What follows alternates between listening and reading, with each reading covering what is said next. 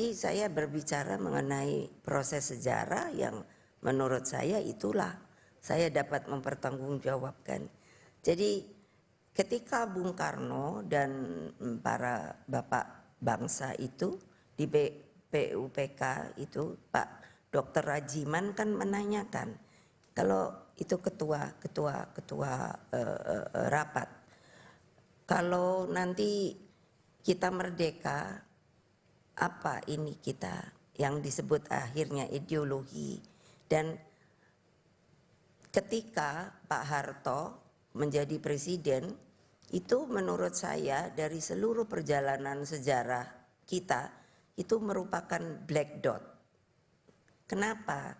Saya tidak ada masalah dengan beliau, tetapi dalam cara berpikir dan berpolitiknya, waktu itu beliau, saya sendiri sampai hari ini tidak mengerti. Saya kena jadi korban juga, teman-teman saya. Karena waktu itu kami tidak boleh lagi kuliah dengan tidak ada alasannya. Nah, jadi kan maksud saya apa reasonnya sebenarnya, karena pada waktu itu beliau melakukan namanya desoekarnoisasi. Dan tidak mengerti saya adalah kalau desoekarnoisasi, so what yang dia akan tampilkan.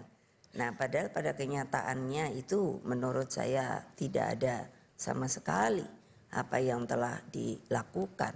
Karena ini tentu kritik membangun. Beliau hanya mendapatkan gelar Bapak Pembangunan, tapi apa pembangunannya? Karena kalau bagi kami pembangunan yang paling penting adalah pembangunan mental bangsa, bukan fisik.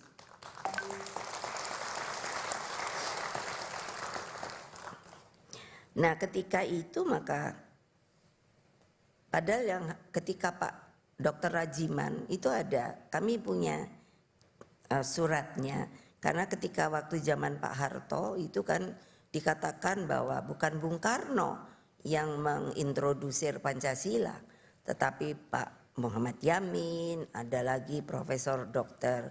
Nugroho Noto Susanto. Padahal Pak Yamin sendiri ada yang namanya menulis otentik, yang saya bilang saya cari di arsip dokumentasi, itu ada bahwa mereka semua mengatakan tidak, hanya Bung Karno satu-satunya yang mengintrodusir yang disebut akhirnya Pancasila itu. Lalu kalau Profesor Dr. Nugroho kan sampai sekarang ada masih yang dipakai. Saya hanya mengatakan begini, dia umurnya berapa Pak Profesor Nugroho, dan sudah jadi profesor. Profesornya dapat dari mana? Apakah masa penjajahan? Seperti ayah saya insinyurnya dapat di ITB pada waktu itu masih zaman penjajahan. Ternyata bukan. Jadi mana mungkin, padahal Pancasila itu dibicarakan sebelum merdeka ketika ada sidang BPUPK. Nah, ini yang harusnya menjadikan tonggak-tonggak sejarah yang sebenarnya saya sudah berulang kali minta ini sebetulnya harus disebarluaskan.